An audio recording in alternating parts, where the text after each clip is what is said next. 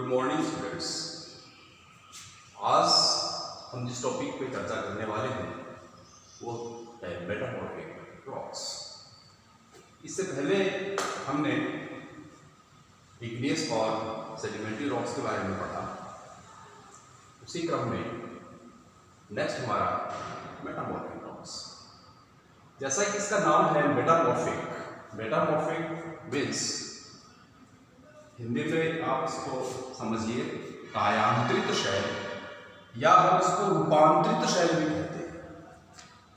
रूप बदल लेना, काया को बदल लेना।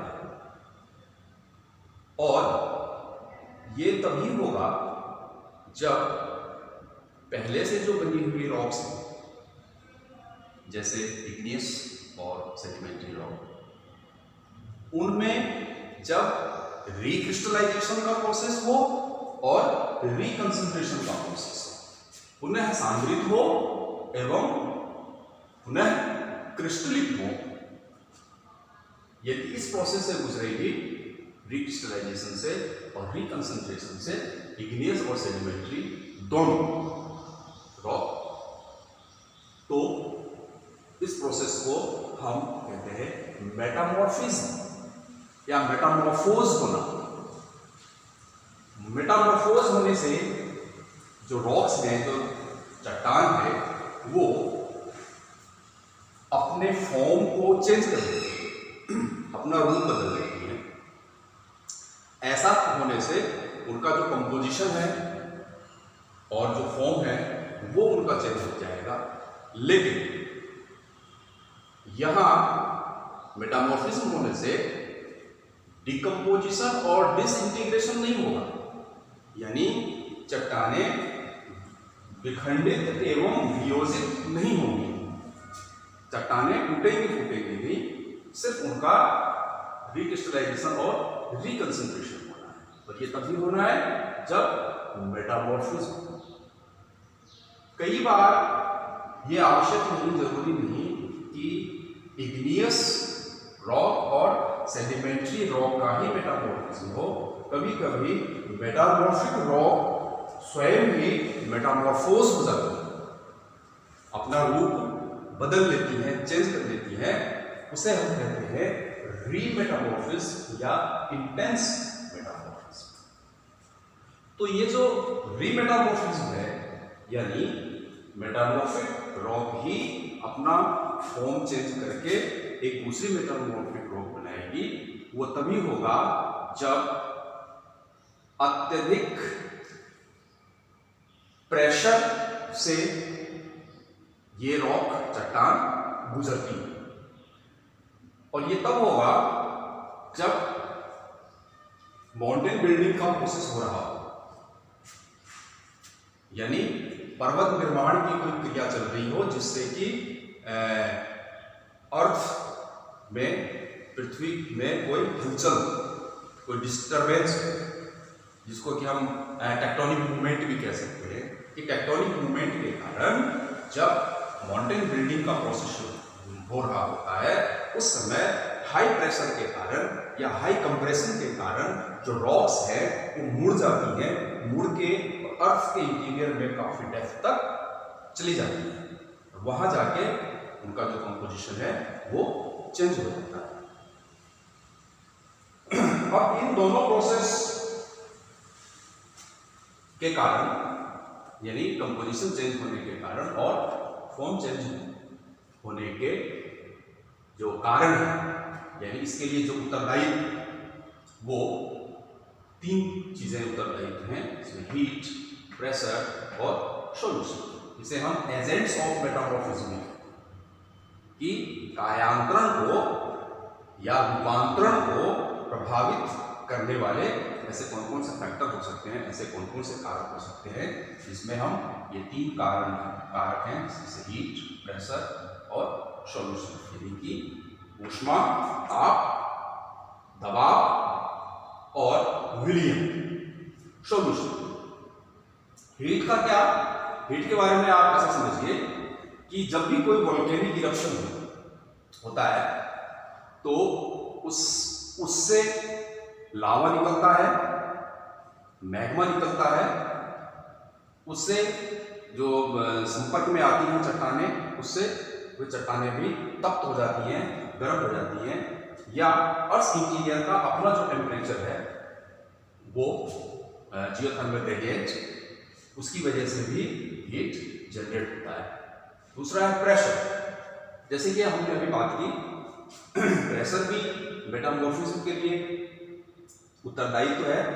वो उत्तरदायी इसलिए है कि कोई भी टेक्टोनिक डिस्टर्बेंस हो, कोई भी टेक्टोनिक मूवमेंट हो, जिसकी वजह से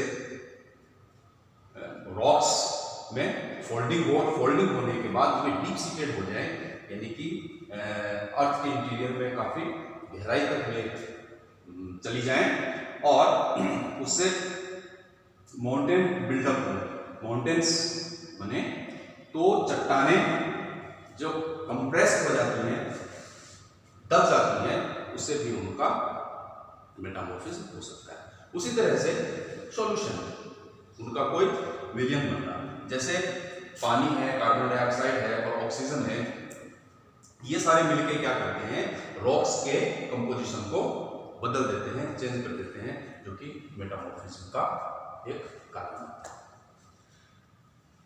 अब इन एजेंट्स के बाद हम बात करें कि मेटामॉर्फिज्म के कितने तरह से मेटामॉर्फिज्म हो सकता है। जो कायांतरण है, वो कायांतरण की प्रोसेस कितने प्रकारों से हो सकती है।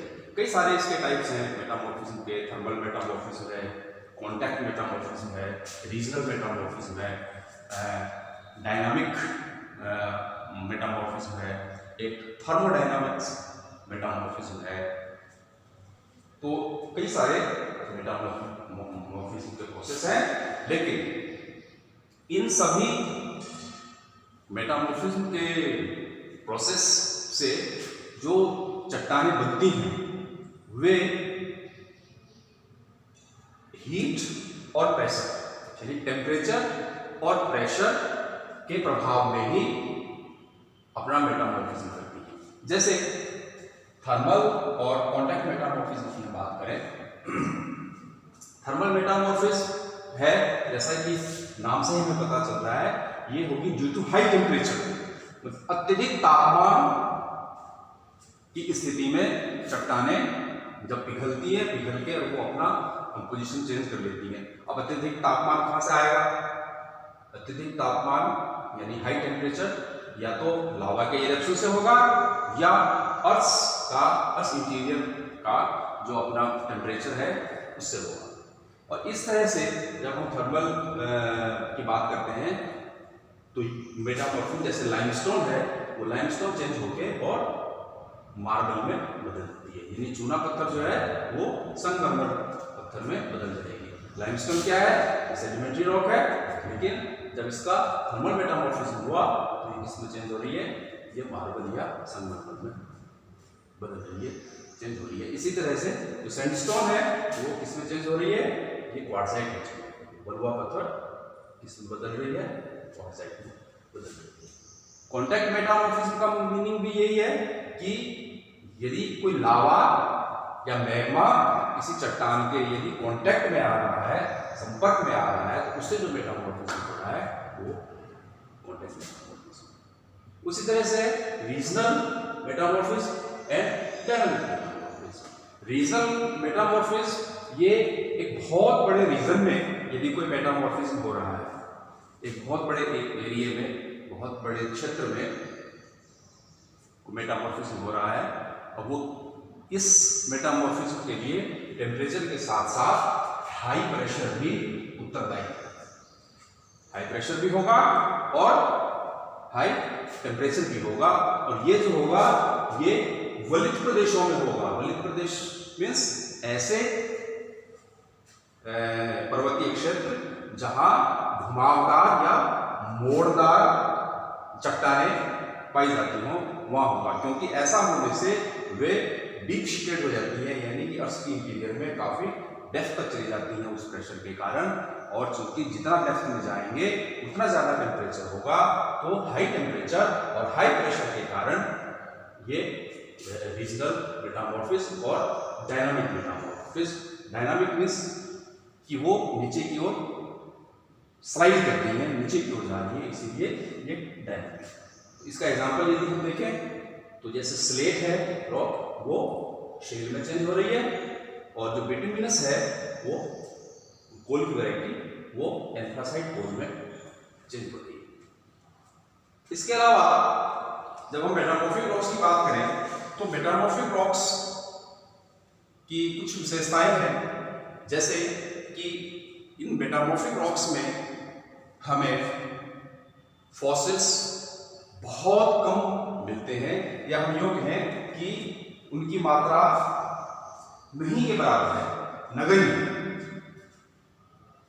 तो सबसे पहले विशेषता हम ये कह सकते हैं कि एब्सेंस ऑफ फॉसिल्स, कि जो मेटामॉर्फिक रॉक्स हैं उनमें फॉसिल्स यानी जीवाश्म, यानी ऐसे ऑर्गेनिज्म, प्लांट चाहे एनिमल के, जो जिनके की वो आज इस अर्थ पे हमें मिलते नहीं है, लेकिन हमें उनके अवशेष हमें जो मिलते हैं उन्हें फॉसिल्स कहते हैं, आप जानते हैं। तो फॉसिल्स का मिलेगा। दूसरी विशेषता ये कि ये बहुत, चूंकि मेटामॉर्फिक रॉक बनने के लिए रिक्रिस्टलाइजेशन और रिकंसंट्रेशन होना आवश्यक है, इसीलिए रिक्रिस्टलाइजेशन का मतलब यह है कि इसमें बहुत अच्छे क्रिस्टल्स बनते हैं, बहुत सुंदर क्रिस्टल्स बनते हैं। तो ये जो रॉक है, और चूंकि ये रॉक हार्ड होती है, इसीलिए बिल्डिंग मटेरियल है, बिल्डिंग स्टोन में ये काम में लिया जाता है। जैसे ग्रेनाइट है, मार्बल है, तो ये सब बिल्डिंग स्टोन्स कहलाती हैं। चूंकि ये वैल्यूएबल होती हैं, इसीलिए इनको हम सजावटी इमारती पत्थरों के रूप में इस्तेमाल करते हैं। इसके अलावा जो एक और विशेष गुण है इन मेटामॉर्फिक रॉक्स का, वो है इसके फोलिएशन का। फोलिएशन मीन्स पत्थरों के रूप में ये चट्टानें हमको मिलती हैं। तो इसमें भी दो तरह की है, एक फोलिएटेड और एक नॉन फोलिएटेड। फोलिएटेड की श्रेणी में स्लेट है, सिस्ट है और नीस है, और जबकि नॉन फोलिएटेड है उसमें आपका मार्बल है, क्वार्ट्जाइट है। तो ये जो रॉक्स हैं ये नॉन फोलिएटेड एंड फोलिएटेड की श्रेणी में इस तरह से। इस तरह से हम कह सकते हैं कि जो मेटामॉर्फिक रॉक्स हैं वो रिक्रिस्टलाइज होके और रिकंसंट्रेट होके मेटामॉर्फिज्म की प्रोसेस से गुजर के, और हमें इग्नियस और सेडिमेंट्री रॉक्स को रूपांतरित करके, चेंज करके हमें अलग अलग तरह के रॉक्स। Thank you.